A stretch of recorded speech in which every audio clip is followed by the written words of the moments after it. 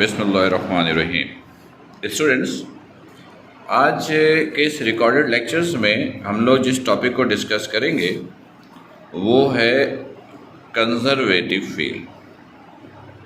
Conservative field exams के point of view से ये एक बड़ा इम्पॉर्टेंट टॉपिक होता है, तो अच्छी तरीके से लेक्चर्स को सुनिएगा, देखिएगा, और अगर कन्फ्यूजन्स होती है तो फिज़िकल क्लास में जब डिस्कशन होगी तो उसमें आप डिस्कस कीजिएगा। स्टूडेंट्स, कंजर्वेटिव फील्ड होता क्या है, पहले ज़रा ये क्लियर कीजिए। देखिए, फ़र्ज़ कीजिए कि ये मैंने आपको एक बाउंड्री बना कर दी। ये आपके पास एक बाउंड्री है, ये मैंने आपको एक बाउंड्री दी। इस बाउंड्री की ख़ास बात ये है कि इस बाउंड्री में, इस पूरी बाउंड्री के अंदर सिर्फ और सिर्फ एक फोर्स लगने की इजाज़त है, और वो है ग्रेविटी की। यानी इस बाउंड्री के अंदर ग्रेविटी के अलावा कोई दूसरी फोर्स एक्ट नहीं हो सकती है।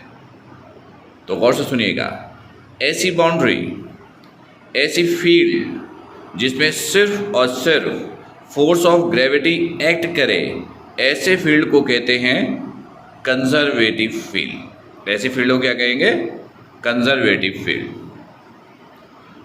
यानी अज्यूम कीजिए कि ये कंजर्वेटिव फील्ड है। मतलब ये हुआ कि इस बाउंड्री के अंदर सिर्फ और सिर्फ ग्रेविटी की फोर्स एक्ट होती है।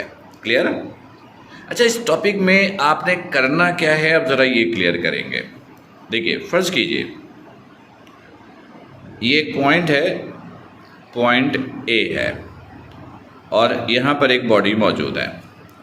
ये बॉडी यहाँ से मूव करना शुरू किया और मूव करके बॉडी यहाँ पर पहुँची है। This is point B. Body ने जो डिस्टेंस कवर किया वो है S1। फिर बॉडी यहाँ से मूव करके बॉडी यहाँ पर पहुँच गई। ये जो डिस्टेंस कवर किया ये है S2, और इस पॉइंट को हमने नाम दिया C का।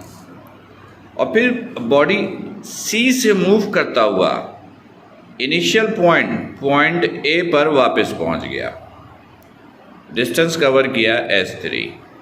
देखिए पाथ कैसा बन गया है, क्लोज पाथ बन गया है।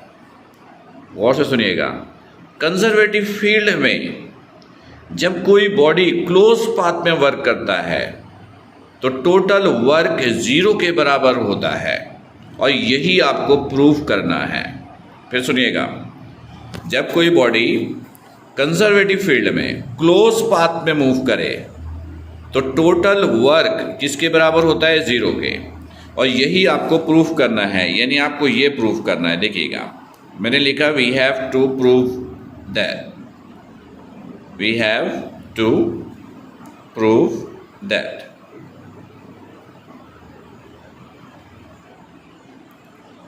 Work done A to B plus work done B to C plus work done C to A, ये सब बराबर है 0 के। यानी ये work plus this work and plus this work, ये तीनों को ऐड करेंगे तो टोटल वर्क किसके बराबर होता है? 0 के, और यही आपको प्रूफ करना है। तो स्टूडेंट, ये आप कैसे प्रूफ करेंगे? बड़ा सिंपल प्रोसीजर है कि सबसे पहले हम work done A to B calculate करेंगे, then work done B to C, और फिर work done C to A। यानी पहले ये वाला वर्क, फिर ये वर्क, फिर ये वर्क। जब तीनों वर्क कैलकुलेट हो जाएगा तो तीनों को हम क्या कर लेंगे? प्लस करेंगे तो टोटल रिजल्ट आपको मिल जाएगा, जो कि वर्क 0 के बराबर आना चाहिए। क्लियर? ओके। इसमें देखिएगा, वर्क मालूम करने का जो फॉर्मूला आपने पढ़ा है वो ये है। हमने कहा as we know that work बराबर होता है F.S के। डॉट के साइन को जब आप रिप्लेस करते हो तो आप F S साथ में cos थीटा लगाते हो, थीटा रिप्रेजेंट करता है angle between force and displacement के दरमियान। ये फॉर्मूला यूज़ करके हम बारी बारी पहले ये वर्क निकालेंगे, फिर ये वर्क, फिर ये वर्क, और फिर तीनों का रिजल्ट कितना आना चाहिए, 0 के। तो स्टूडेंट सबसे पहले देखिएगा, हम लोग वर्क कैलकुलेट करेंगे for work done A to B, A से B तक का वर्क कैलकुलेट करेंगे, यानी ये वर्क कैलकुलेट करेंगे A से B तक का। वर्क निकालने के लिए हमें 3 चीज़ें चाहिए, F चाहिए, S चाहिए और थीटा चाहिए। देखिएगा हेयर, सबसे पहले हम F की बात करें।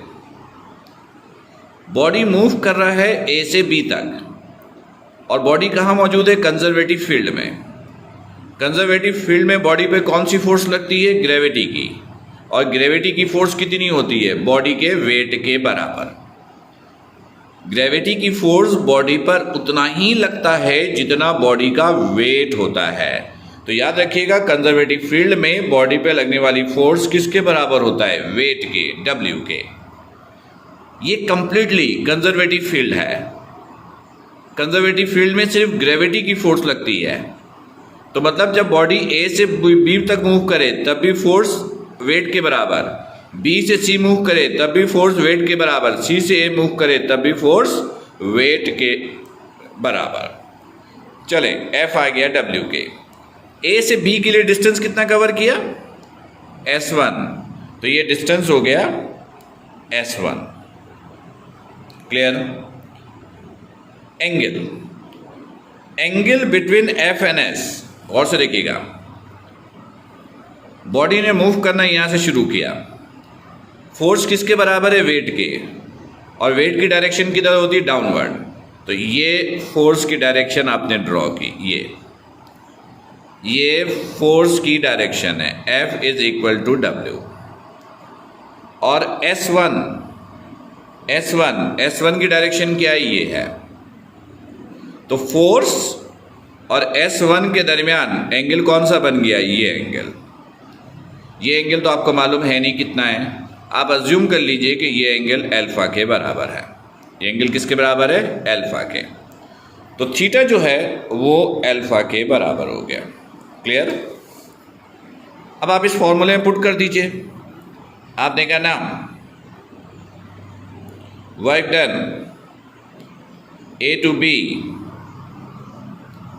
F की जगह क्या पुट किया, W, S की जगह S1, और थीटा की जगह क्या पुट करोगे, अल्फा।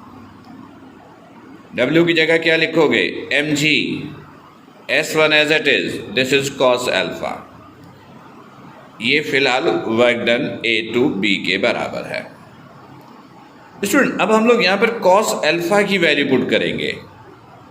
कॉस किसके इक्वल होता है, वेयर कॉस अल्फा बराबर होता है बेस ओवर हाइपोटेनियस के, बेस ओवर हाइपोटेनियस के।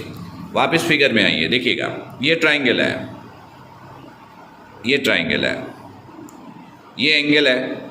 एंगल के सामने वाला होता है परपेंडिकुलर, यानी ये परपेंडिकुलर है, ये 90 डिग्री है। 90 के सामने वाला होता है हाइपोटेनियस, ये हाइपोटेनियस है। और 90 और जो एंगल गिवन होता है ये वाला साइड होता है बेस, ये बेस है। तो यहाँ से यहाँ तक की हाइट ले लीजिए h, स्मॉल h। यहाँ से यहाँ तक की हाइट क्या ले लीजिए, स्मॉल h। तो ये हो जाएगा बेस, और 90 के सामने वाला ये हाइपोटेनियस। तो बेस ओवर हाइपोटेनियस क्या हो गया, h over s1, h over s1। तो इसकी जगह आपने पुट किया h ओवर s1, पुट कर दीजिए यहाँ पर। Then work done A to B is equal to mg S1 cos alpha की जगह पुट किया है h ओवर S1। S1 से S1 क्या हो गया, कैंसिल। तो ये वर्क डन आ गया A to B is equal to mg, और ये बच गया h। तो स्टूडेंट्स ये पहले सेगमेंट का वर्क आ गया, ये पहले सेगमेंट का वर्क आ गया, ये पहले सेगमेंट का वर्क है। क्लियर। स्टूडेंट्स ये लेक्चर कंजर्वेटिव फील्ड का 2 सेगमेंट पर बेस करेगा। ये इसका पहला सेगमेंट था। अब हम लोग क्या करेंगे कि वर्क डन B2C निकालेंगे, फिर वर्क डन C2A निकालेंगे, फिर उनको प्लस करेंगे। तो वर्क डन B2C और वर्क डन C2A के लिए हम लोग दूसरा सेगमेंट देखेंगे जो पार्ट 2 पर बेस करेगा। Okay students, thank you.